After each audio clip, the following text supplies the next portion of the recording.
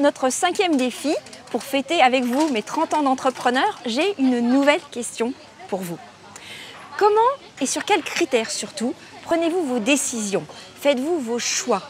Généralement, pour prendre nos décisions, soit pour un nouveau projet, soit pour s'engager avec un nouveau partenaire professionnel ou même personnel, on raisonne souvent à travers des critères rationnels, c'est-à-dire pour ou contre, sur le long terme ou sur le court terme, si éventuellement on se met en danger financièrement ou si juste on prend de simples petits risques qui ne nous mettent pas en danger financièrement, et aussi si cette décision va nous convenir par rapport à la gestion de notre vie personnelle.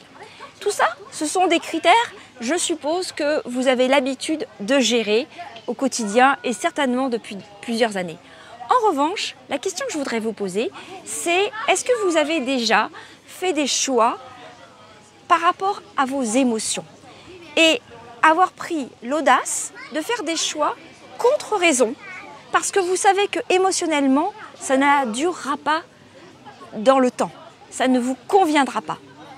Alors, pour ça, je voudrais en fait vous parler d'un exemple que j'ai vécu, justement, où je n'ai pas fait ça. C'est-à-dire que j'ai travaillé et j'ai raisonné exclusivement au niveau rationnel, au moment de la crise, pour refaire la trésorerie classique, et où j'ai choisi de mettre une nouvelle corde à mon arc en termes de métier, et où j'ai appris l'assistance à maîtrise d'ouvrage, quelque chose de très technique dans un secteur que je connaissais relativement bien, qui était le secteur de l'éducation numérique, et sur lequel j'avais en fait un bon réseau relationnel.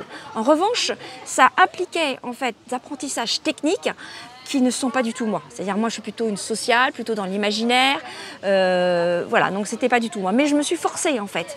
Et au final, j'ai pas du tout été heureuse professionnellement sur ce sujet-là. Mais malgré tout, comme j'ai apporté, j'ai pu apporter ma pierre à l'édifice d'une certaine façon, j'ai découvert après avec les neurosciences cognitives que quand en fait on peut apporter quelque chose, c'est-à-dire qu'on ne raisonne pas que simplement sur le fait de prendre ou que ça vous apporte quelque chose, mais qu'on apporte quelque chose, alors il y a une satisfaction, il y a un bonheur en fait qui se crée, c'est-à-dire quelque chose qui se construit.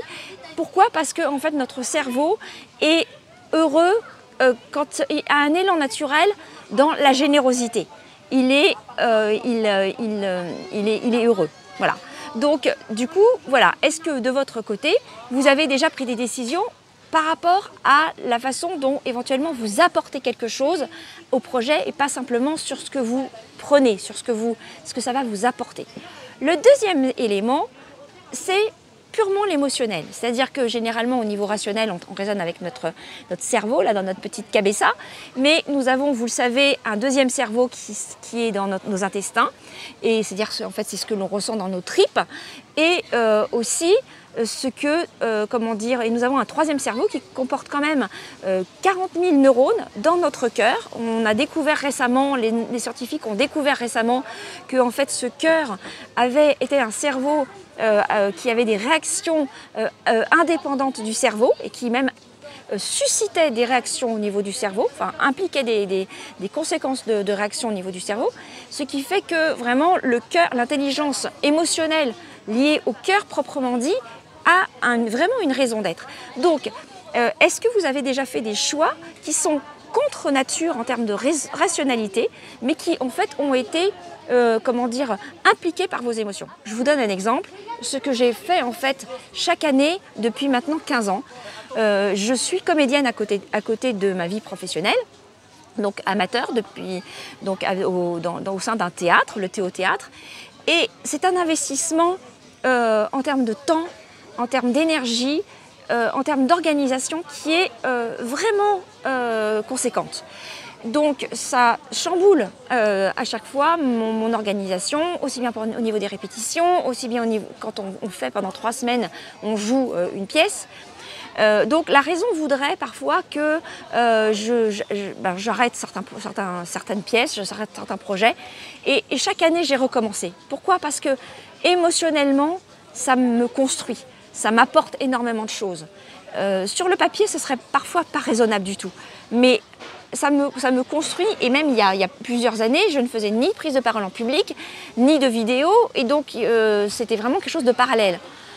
Et finalement, ça m'a tellement construit que du coup, ça a contribué aujourd'hui justement à une amélioration de mes compétences pour la prise de parole en public et pour justement la facilité d'être à l'aise avec la caméra et de parler en vidéo. Voilà, donc c'était quelques exemples. Donc je voudrais savoir à vous maintenant, dites-moi, je serais vraiment curieuse dans les commentaires, dites-moi comment vous avez l'habitude de prendre des décisions, de faire vos choix, sur quels critères. Est-ce que vraiment vous êtes concentré sur la raison et le rationnel et vous mettez de côté complètement vos émotions, quitte à ce que ça vous rattrape après? Ou est-ce que vous avez déjà eu des expériences où vous avez mis de côté complètement la raison et vous vous êtes concentré sur l'émotionnel? Voilà, vraiment, écoutez, engageons le dialogue et faites-moi part de vos commentaires en bas de cette vidéo ou même en message privé.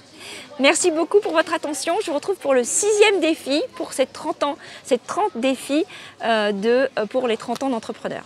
À très vite. Merci beaucoup. Ciao.